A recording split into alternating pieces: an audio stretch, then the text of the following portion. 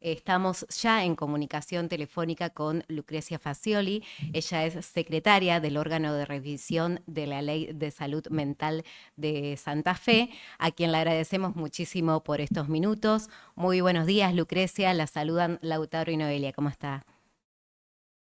¿Qué tal? Muy buenos días. ¿Se escucha bien? Perfecto. Ah, bueno, bárbaro. Porque acá en la ciudad de Santa Fe hay un temporal increíble. Ah, no, no, se escucha Así que perfecto, así que no se preocupe. bueno, Bien, Lucrecia, buen día queríamos. Noelia y Lautaro, buen día.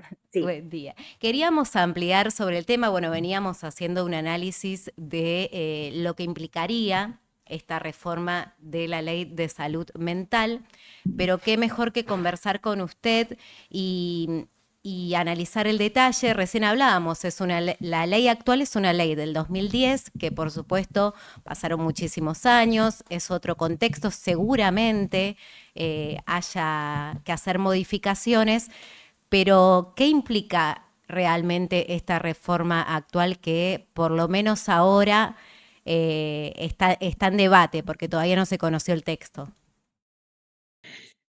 Así es, Noelia. En realidad todavía no, como bien decís vos, todavía no fue Ujú. presentado al Congreso. Sí está circulando un proyecto al que pudimos acceder desde distintos sectores del movimiento de salud mental.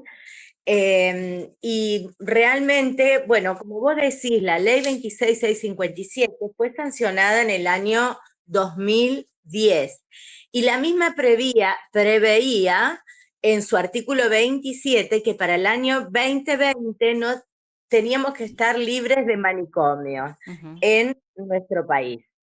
Eso no sucedió, pero no sucedió no por culpa de la ley, sino por falta de inversión, por falta de presupuesto, por falta de capacitación, por un montón de otras cuestiones que tienen más que ver con la política pública y con la instrumentación de la ley que con el texto de la ley misma.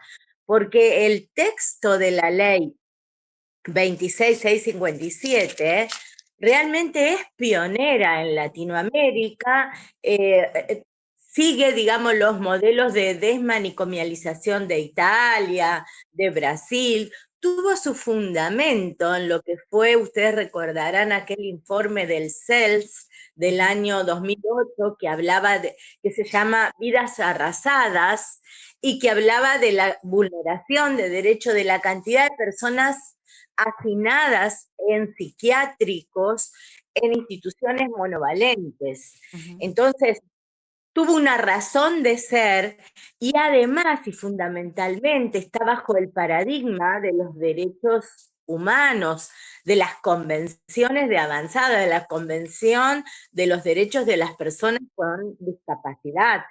Otro tema que también, como es de público conocimiento, viene siendo arrasado en este momento por desfinanciación.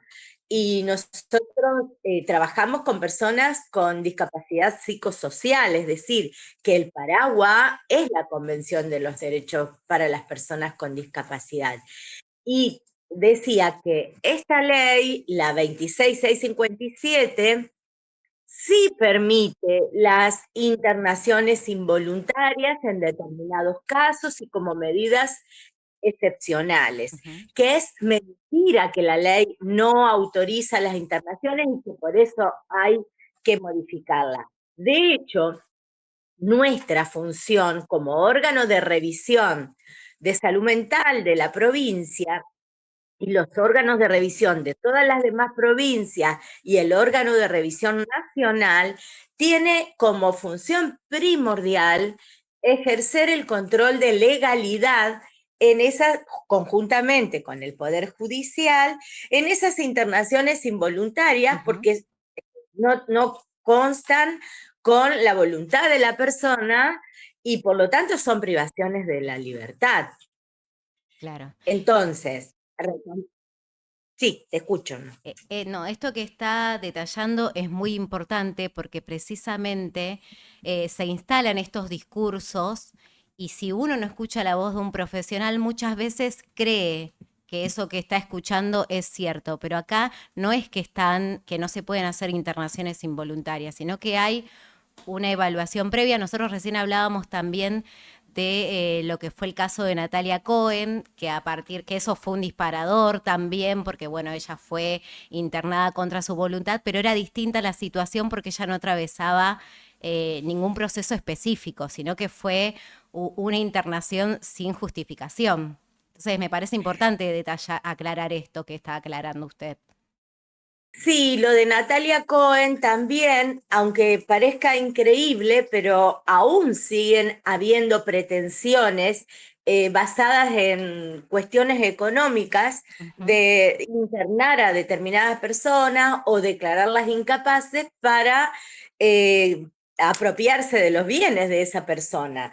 Eh, Aunque parezca increíble, aún sigue pasando. Hemos tenido situaciones donde tener que intervenir en los procesos de curatela ujú, quedan al solo efecto de disponer y de administrar los bienes de determinadas personas. Eh, ujú, Fundamentalmente, a mí lo que me interesaría conversar y destacar con ustedes ujú, es que esta ley saca la terminología padecimiento subjetivo y vuelve al nomenclador del CIE, donde a cada sufrimiento psíquico le pone una patología, un trastorno lo llaman. ujú. Entonces se patologiza el sufrimiento humano y para cada patología, como todos sabemos, bueno, indefectiblemente viene un fármaco.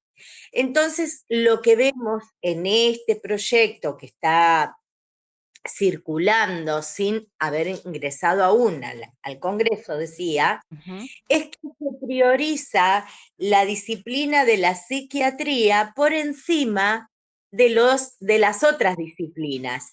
Y acá también me gustaría recordar, porque nuestra ley, la actual, es tan clara al momento de definir el concepto de salud mental que dice que es un proceso con componentes de tipo sociales, económicos, culturales, históricos, sí también orgánicos y biológicos, en el contexto de la concreción de los derechos humanos y de los derechos sociales.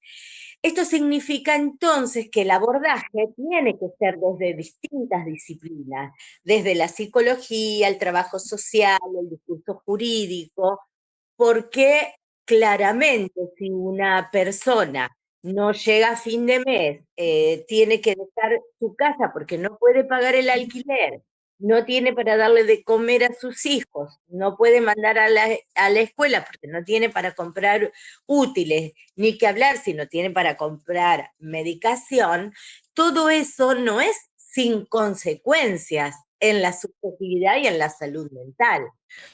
Esa es la perspectiva del campo de la salud mental como, digamos, como un campo con, valga la reiteración, pero donde ujú. influyen distintos tipos de componentes sociales, digamos. Claro. Ahora, Lucrecia, ¿qué tal? Muy buenos días. Lautaro la saluda. Bueno, gracias. Antes que nada, reitero los agradecimientos por estos minutos, esta predisposición. Nos parecía sumamente importante, relevante poder contar con una voz que pueda profundizar en tema. Lo que bien decía Noelia, iniciamos este programa con un análisis, un comentario al respecto.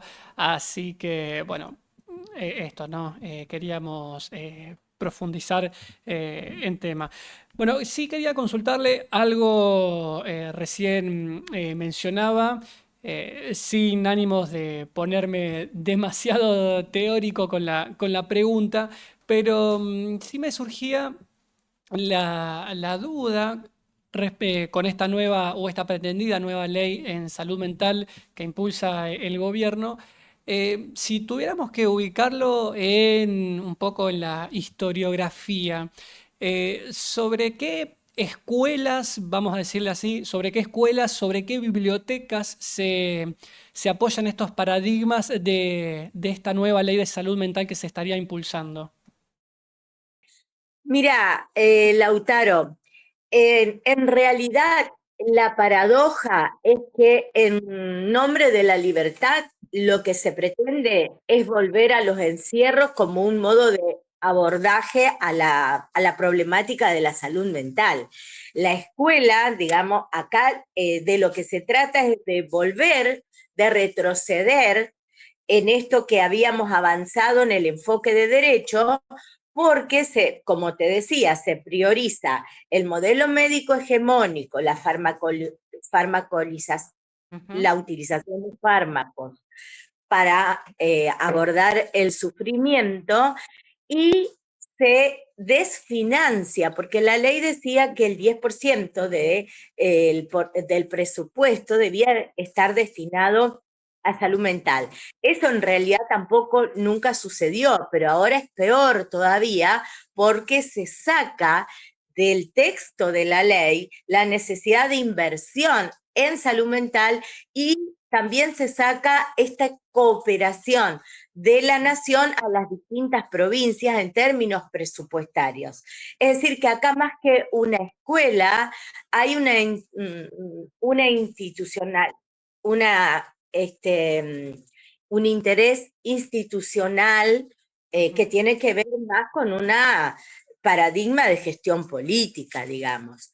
Y por otra parte, también el artículo 2 de la actual ley hace referencia a convenciones internacionales, a la Declaración de Caracas, a los principios de Brasilia. Todo eso se saca también del texto de la ley. Así que yo lo diría al revés. Este paradigma en el cual estamos con esta ley es el paradigma de los derechos humanos. Es la primer ley en la Argentina que aborda el tema de la salud como un derecho humano.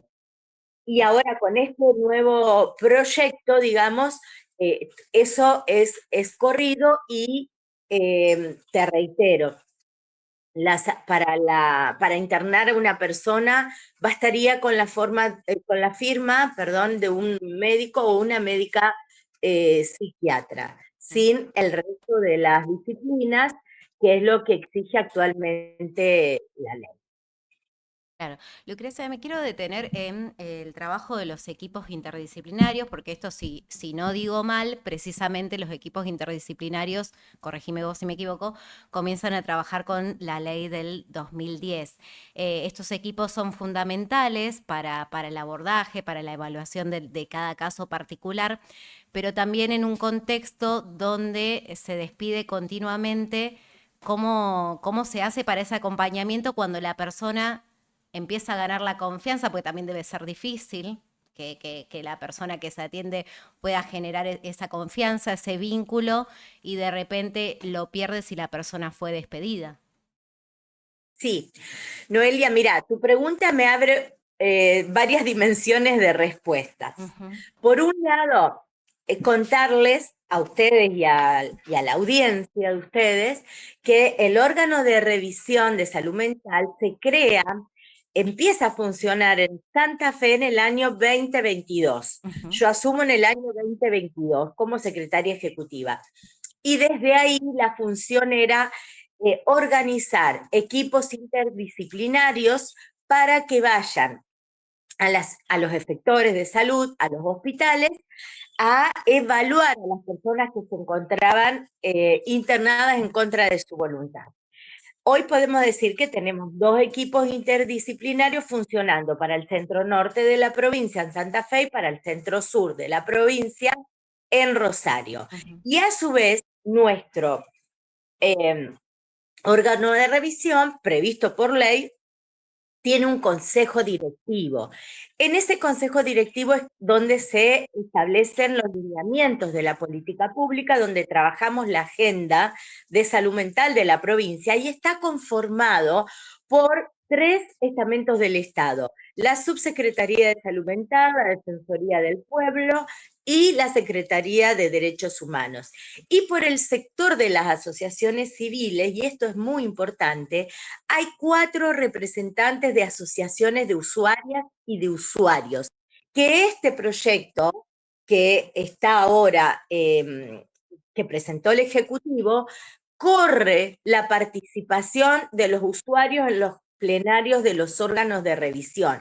Y esto no es un tema menor, porque el lema de la Convención de los Derechos es para las personas con discapacidad o con discapacidad psicosocial, nada sobre nosotros sin nosotros. Entonces, si ahora se retira la participación por esta ley nacional, estamos incumpliendo con ese mandato.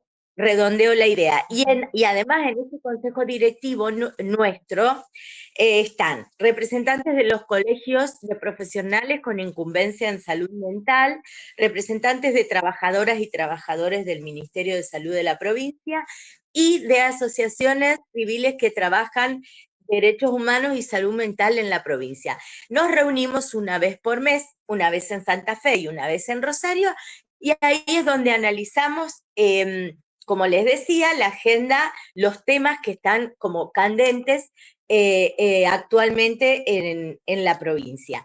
Luego, vos hacías mención a lo que son los equipos interdisciplinarios en los efectores de salud, en los hospitales, que son los que tienen la diaria con las personas que están ahí internadas. Y es toda una problemática, primero porque hay escasez de profesionales de salud mental, sobre todo al norte de la provincia, faltan profesionales porque, bueno, los sueldos no son de los mejores, los profesionales prefieren trabajar en la parte privada, y además esa es una cuestión deficitaria que tenemos. Falta capacitación en relación con la ley de salud mental. Nosotros ahora estamos organizando unas capacitaciones juntamente con el Poder Judicial, porque también otra de las funciones que tenemos es garantizar que los procesos judiciales de declaración de incapacidad se cumplan bajo los paraguas y el enfoque de derechos. Esto que vos decías recién, que traía respecto de la declaración a pedido de familiares por intereses económicos, la función de los órganos de revisión es también participar y revisar o pedirle a los jueces y a las juezas que revisen las sentencias cada 3 años, las resoluciones de incapacidad.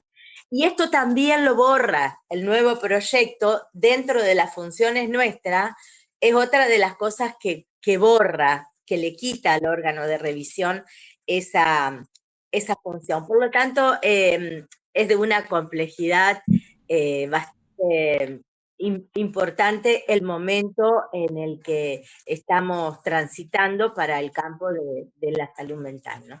Bien.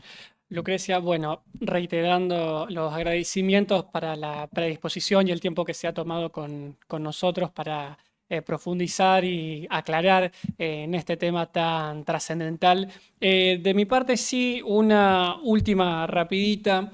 Sí conocimos por la agenda pública, a partir de que el MPA compartiera la cantidad de datos respecto de la tasa de suicidios en la provincia y también luego pudimos ponerlo en dimensión respecto de este índice a nivel nacional. Pero bueno, sí consultarle si brevemente nos podría comentar desde los equipos, además del tema suicidios, qué otras situaciones, tal vez que sean coyunturales, han ido tomando nota o han ido emergiendo el último tiempo. Sí, nosotros tenemos un informe de lo que fue todo, de estadísticas de lo que fue desde el 2022 al 2025, que los invito, si quieren ustedes y a la audiencia, a ingresar en la página de la Defensoría del Pueblo de la provincia de Santa Fe tenemos un banner que se llama órgano de revisión. Y ahí una de las últimas disposiciones que yo firmé está el informe con estadísticas bien claras de cuáles fueron, digamos, las situaciones que más hemos podido registrar, porque nos notifica. La obligación de todo sector de salud es notificar al juzgado y notificar al órgano de revisión el ingreso de una persona por crisis subjetiva, por autólisis, por intentos de suicidio, todo lo referente a problemáticas de salud mental. Esto ha sido todo un proceso, porque al principio no nos conocían, no tenían la referencia, fuimos organizando los equipos. Lo que sí te puedo decir que en el 2025 hemos tenido 2.035 situaciones notificadas, registradas, en las cuales hemos intervenido, que no quiere decir que solo sean esas las de toda la provincia, porque estamos trabajando precisamente en la ampliación de las mayores notificaciones. Pero concretamente, Lautaro, porque para hacerlo bien preciso, tenemos crisis subjetiva por descompensación de algunos cuadros de base, digamos, personas que dejan de tomar la medicación. La problemática cuando se sanciona la ley, era la cantidad de gente que había apilada en los manicomios, y lo digo así porque literalmente era así. La problemática que nos encontramos hoy es que cuando una persona transita su internación, cesa el riesgo clínico, cierto, e inminente, y tiene que volver a su lugar, a su familia, a un alojamiento, lo que está arrasado son los lazos comunitarios, las familias están fragmentadas y muchas veces no hay un lugar afuera para una vida digna posible. Entonces, suelen quedar personas internadas sin criterio clínico en los hospitales porque se dificulta la continuidad de un tratamiento ambulatorio en la comunidad, que es lo que dice la ley. Por eso decía al principio, lo que necesitamos son más dispositivos comunitarios, casas asistidas, más acompañantes terapéuticos, más emprendimientos productivos, más dispositivos sustitutivos al manicomio. Exacto. Lucrecia, le agradecemos muchísimo por estos minutos, la verdad que trajo muchísima claridad a la mesa. Le enviamos un saludo enorme. Bueno, muchas gracias a ustedes por convocar y por poner sobre la mesa esa problemática que la verdad en este momento estamos en una situación bastante complicada. Muchas gracias y que tengan una buena jornada. Un placer, un abrazo grande. Escuchábamos la palabra de Lucrecia Facioli, secretaria del órgano de revisión de la Ley de Salud Mental en la provincia de Santa Fe. Bueno, muy, muy completo todo el abordaje y es importante entender y hago hincapié en una de las cosas que decía. La verdad que toda la entrevista fue muy interesante, pero me quiero detener porque si no estos discursos calan y el discurso para intentar justificar en parte esta modificación a la ley de salud mental es el tema de las internaciones involuntarias. Bueno, bien lo aclaró ahí Lucrecia, no es que no existen más esas internaciones involuntarias, hay una evaluación previamente, se detalla cada caso. Pero si no, seguimos repitiendo y repitiendo cosas sin sentido y sin ir a los profesionales que son quienes saben.